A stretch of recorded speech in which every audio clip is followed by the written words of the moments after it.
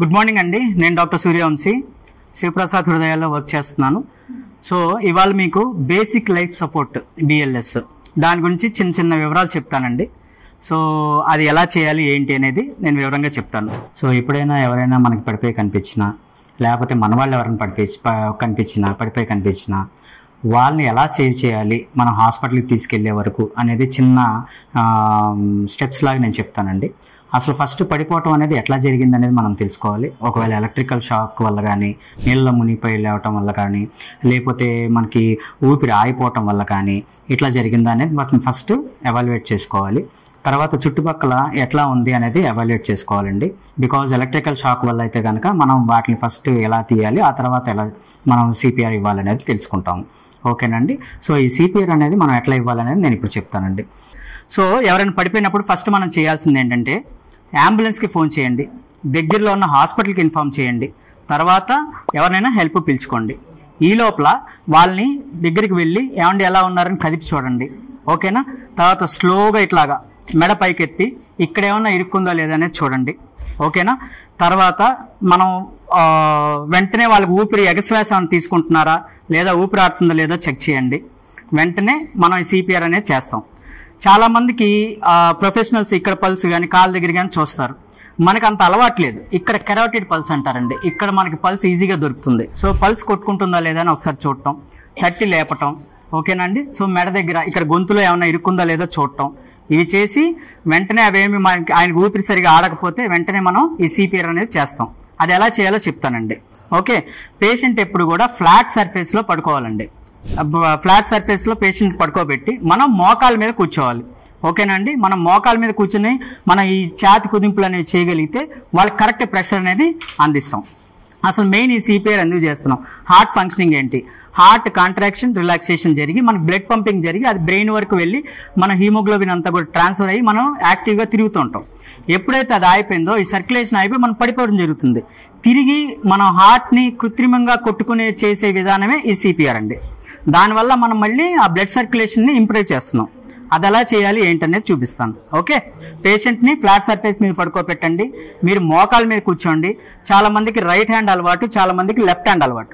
Right hand అలవాటు ఉన్న వాళ్ళు ఇట్లా పెట్టుకొని లెఫ్ట్ హ్యాండ్తో చక్కగా ఇలా క్లోజ్ చేసుకొని ఈ ఛాతి రీజియన్ దగ్గర, నిప్పుల్స్ రీజియన్ దగ్గర మనం ఈ ఛాతి కుదింపులు అనేవి చేయాలండి. ఓకేనా. ఇలా ఛాతి కుదింపులు అనేవి చేయాలి. ఇక్కడ ఈ చేతులు ఉండకూడదు. ఎన్నిసార్లు చేయాలి? నిమిషానికి అట్లీస్ట్ ఒక 100 సార్లు మనం ఈ ఛాతి కుదింపులు అనేవి చేస్తాం. ఓకేనండి.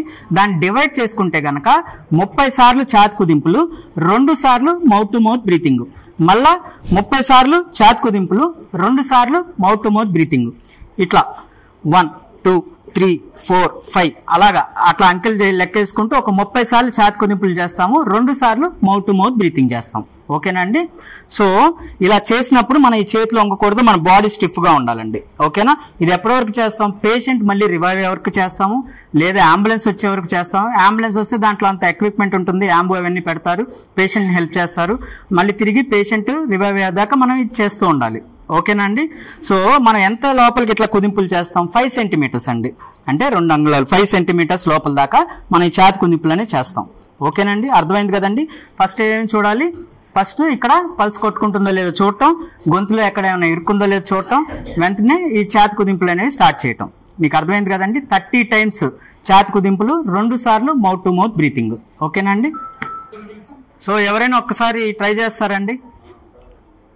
నేను పక్కన ఉంటాను, ఒక్కసారి ట్రై చేయండి. దామా ఇక్కడ మనకి నాడి అనేది అందుతుందా లేదా అనేది, అది మూవ్ అవుతుందా లేదనేది ఒకసారి చెక్ చేయాలి. Very good. నెక్స్ట్ వాళ్ళు గొంతులు ఏమన్నా ఇరుక్కుందేమోనని చెక్ చేయాలి. నెక్స్ట్ ఈ right hand with left hand తో ఇక్కడ ఛాతి దగ్గర నిప్పుల్స్ రీజియన్ దగ్గర ఈ చేతులు అనుకోకుండా ప్రెస్ చేయండి. గట్టిగా లైట్ వెళ్ళాలి, ప్రెస్ చేయండి. ఇంకా గ్రీన్ దాకా వెళ్ళాలి. సో ఎన్నిసార్లు కంప్రెషన్స్ చేస్తారండి? 30 టైమ్స్. ఓకే అండి. తర్వాత 2 సార్లు, నెక్స్ట్ 2 టైమ్స్ బ్రీతింగ్ అనేది ఇవ్వటం. ఓకే అండి. మళ్ళీ నెక్స్ట్ 30 టైమ్స్ నెక్స్ట్ బ్రీతింగ్. మనం ఎంత లోపలికి మనం ఇవ్వాలి? 5 సెకండ్స్, 5 సెంటీమీటర్స్. ఓకేనా అండి. సో అది ఎప్పటి వరకు ఇస్తాం మనం? పేషెంట్ మళ్ళీ తిరిగి కోలుకునేదాకా ఇస్తాం, లేదా అంబులెన్స్ వచ్చే వరకు. ఓకే. Thank you. చెప్పండి సార్. ఫస్ట్ పల్స్ చూడండి వస్తాయి కదా, పల్స్ చూసిన తర్వాత మనం ఈ పెట్టి మామూలుగా ఏమైనా ఇబ్బంది చూసుకుని ఏమైనా అడ్డు ఉందో లేదో చూసుకొని వెంటనే మనం కంప్రెషన్స్ అనేవి చేస్తాం. ఓకేనా? ఎట్లా పెడతారు చెయ్యి?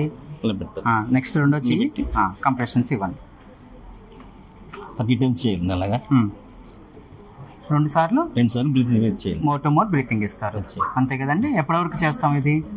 మనం పేషెంట్ తిరిగి వచ్చే వరకు, పేషెంట్ తిరిగి మేల్కొనే వరకు చేస్తాం. ఓకేనండి, థ్యాంక్ యూ. సిపిఆర్ అనేది లైఫ్ సేవింగ్ మెనోవర్ అండి. కాబట్టి ఇది ఎంతమందికి మీరు తెలియపరిచితే అంతమందికి ఉపయోగం ఉంటుంది, అంతమంది లైఫ్ సేవ్ చేసే అవకాశాలు ఉంటాయి. అంతేకాకుండా సిపిఆర్ చేసేటప్పుడు మోచేయి దగ్గర బెండ్ చేయకూడదండి. డైరెక్ట్గా నడుము, భుజం నుంచి చేతుల వరకు ప్రెషర్ వెళ్ళి చెస్ట్ మీద కంప్రెషన్ 5 centimeters లోపలికి వెళ్తే హార్ట్ కంప్రెస్ అయ్యి అక్కడి నుంచి బ్లడ్ బ్రెయిన్కి, ముఖ్యమైన ఆర్గాన్స్కి సరఫరా జరిగి ప్రాణాన్ని కాపాడుకునే అవకాశం ఉంటుంది. ఈ వీడియో మీ అందరికీ నచ్చిందని భావిస్తున్నానండి. Thank you.